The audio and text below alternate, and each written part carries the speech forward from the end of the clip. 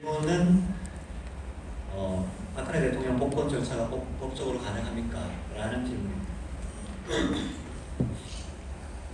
일단은 그 탄핵 심판이 무효가 돼야 되는데, 사실 탄핵 심판 절차에서는 뭐 재심이란 제도도 없고 이래서 법적으로 무효를 시킬 수 있는 절차는 없습니다. 그래서 현실적인 방안은 일단은 정권을 끌어내리고 특검을 통해서 이 과거의 잘못들 낱낱이 밝혀내고 처벌하고요. 박근혜 대통령 석방시키고 그 억울했던 거 이제 다시 다 바로잡아서 명예회복 시켜드리는 게 일단 최선이 아닌가라고 생각을 합니다. 그리고 탄핵 세력 심판관들에 대한 징계는 이 부분도 사실 현재 뭐 앞에 말씀드린 내용하고 일맥상통하는 건데, 그러니까 만약에 이 탄핵 재판관, 헌법재판관들이 단순히 촛불이 무서워서 뭐 그렇게 했다고 하면 그건 어떤 역사적 평가에 맡겨야 될 부분이고, 만약에 특정 정파들과 의사연락을 하면서 그렇게 내통을 한 적이 있다라고 한다면 그 부분은 이제 처벌이 돼야겠죠. 그것도 어쨌든 정권이 바뀌고 특검을 통해서 조사는 반드시 필요할 거라고 봅니다. 그런 것이 법적으로 보완이 되지 않으면 또다시 이런 사태가 안 일어나는 보장이 있겠습니까? 그러니까 사실 그게 제일 어려운 부분인데 이런 사태가 재발되지 않게 하는 것도 상당히 중요하죠. 근데 저는 이제 개인적으로 생각하는 게 법적 보완도 필요하지만, 만약에 다시 한번 이제 그런 광풍이 불고 언론에서 온갖 오보들 쏟아내고 이랬을 때 다시 한번 이제 그렇게 되지 말라는 법이 없지 않는가라고 생각을 합니다. 그래서 좀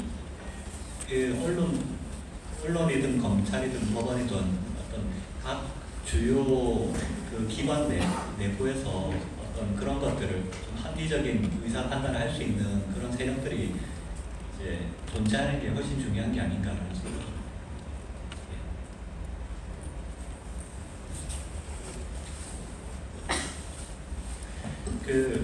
현 정권의 잘못된 정책들에 대해서 정무적 책임을 물어 탄핵이 가능한가요? 통일 정책, 국방 정책, 이제 경제 정책. 탄핵은 헌법 또는 법률을 이제 위반한 때 가능합니다. 그래서 단순히 이제 정무적 판단을 잘못했다라고 해서 탄핵을 하는 건 어렵고요. 근데 제가 책에도 썼지만 이 정권에서 하고 있는 뭐 여러 가지 정책들은 단순히 그런 정무적 판단을 넘어서 헌법과 법률을 위반하고 있는 것들이 상당히 많습니다. 그래서 탄핵 사유는 사실 차고 넘친다고 보시면 될 것 같습니다. 예컨대 경제 정책과 관련해서도 탈원전, 4대강, 이런 것들이 단순히 그냥 정무적 판단 정도가 아닙니다. 탈원전 같은 경우만 해도 사실 절차를 위반하고 사실상 하나의 산업을 완전히 그냥 해체시켜버린 거거든요. 그러면서 사실 그 산업 기반이 붕괴되고 그로 인해서 피해를 받는 사람들이 나오고, 그런데 그 의사결정 과정이 절대 합리적이지 않지 않습니까? 그래서 이거는 헌법 위반 해도 된다고 보고요. 4대 강보도 마찬가지입니다. 이게 전 정권에서 했던 거기 때문에 이거에 대해서 무리하게 의사결정을 하고 그런 내용들이 많이 있거든요. 그러니까 제 책에 그런 내용들도 다 담아놨는데, 그래서 이번 정권에서 하고 있는 그런 행태를 단순히 어떤 정무적인 판단 차원에서 보지 마시고 그 행태 하나하나가 다 헌법 법률 위반이다, 이렇게 보시면 될 것 같습니다. 그리고 또 다른 질문이 박근혜 대통령의 대통령직 복귀를 위한 방법은 없는지. 사실 현 법적 절차 내에서는 없습니다. 하지만 만약에 사실 헌법이라는 것 자체가 어떤 국민들이 의사가 결집돼서 만든 거기 때문에, 만약에 이후에 이 정권이 물러나고 만약에 대부분의 국민들이 박근혜 대통령이 다시 대통령으로 나오셔야 된다고 하면 아니 그게 정말 국민들 대다수의 뜻이라고 하면 얼마든지 뭐 헌법을 바꾸든 뭘 하든지 간에 그건 얼마든지 가능합니다. 그러니까 뭐 현실적인 법 체제 내에서 다시 못 채운 임기를 채울 수 있느냐라고 한다면 그거는 현실적으로 불가능하다라고 보는 게 맞는데, 만약에 그걸 넘어서서 전 국민이 뭐 열망이 박근혜 대통령의 복귀다 그런 시점이 온다고 하면 그 뭔들 못하겠습니까? 그때는 헌법까지도 바꿔서 다시 모실 수 있는 거죠.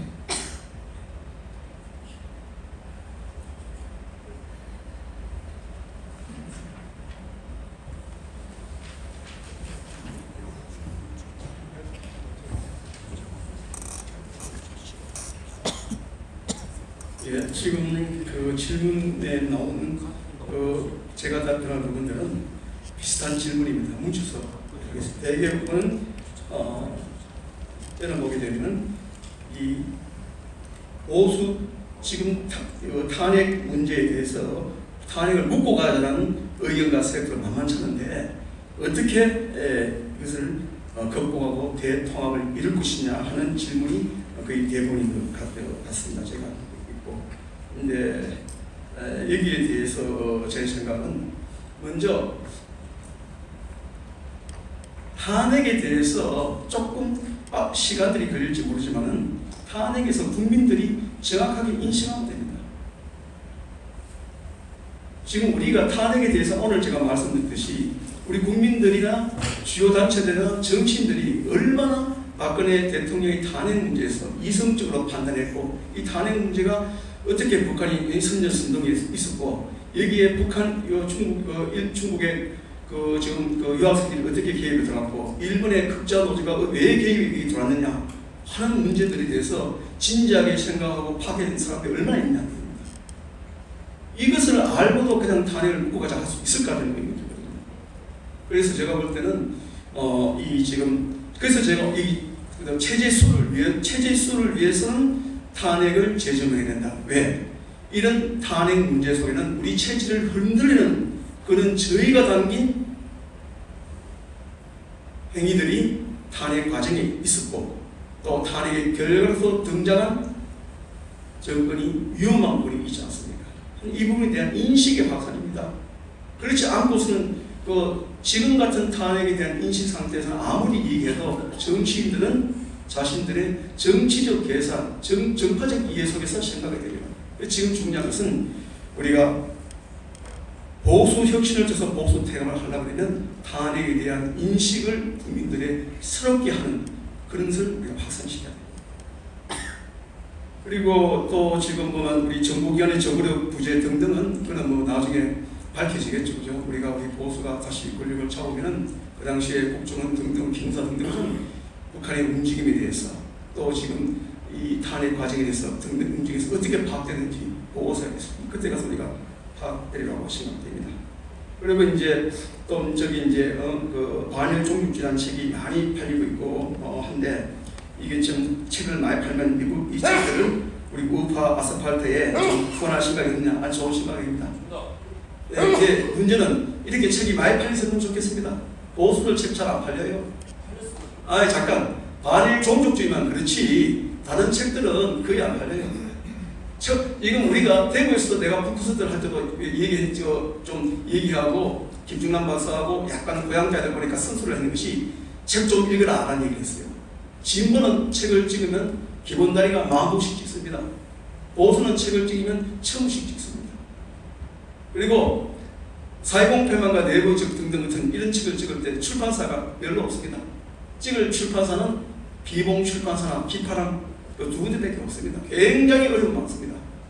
지금 책이 4.20 폐망과 내부적 팔리 있어도 저하고 인생 아무 관계 없습니다. 출판사가 살아야 되겠어요. 네, 잠깐 나중에 개인 얘기를 하지 마시고 끝난 뒤 하시고, 개인 얘기 끝난 뒤 하시고. 그렇기 때문에 과연 우리 보수에서도 책을 좀 많이 읽으셔야 됩니다. 책을 읽고 최병성 변호사 책을 읽고 탄핵에 지금 다시럽게 생각하고, 또 여러 좋은 책들이 많이 나지 않습니까? 지금 그죠? 많은 책들을 읽으시기 바랍니다. 그리고 이제 다시 한번 제가 말씀드리겠습니다만은 탄핵을 묻고 가자는 것은 우리가 용납할 수가 없습니다. 때문에 사실 그죠? 이 지금 탄핵을 묶어자는 얘기는 우리 살에 상처가 분명히 깊은 상처가 있는데 보름이 흐르고 썩어 들어가고 있다는 분명이다. 근데 보름이 흐른다 그러니까 그때 흐른 건 슬슬 닦아버리고 그 봉합했을 때 과연 살아있는 생명의 살이 돋아나겠습니까? 저는 탄핵 문제를 명확하게 조명했을 때에 진정으로 대한민국을 위하는 그런 새로운 보수 세력, 생명력 있는 세력들이 돋아나고 진실로 찾을 수가 된다고 생각합니다. 시간이 이제 다 되기 때문에 많은 할 얘기가 있습니다. 이걸로 지금 이제 우리가 세미나를 올리겠습니다. 마치도록 하겠습니다. 감사합니다.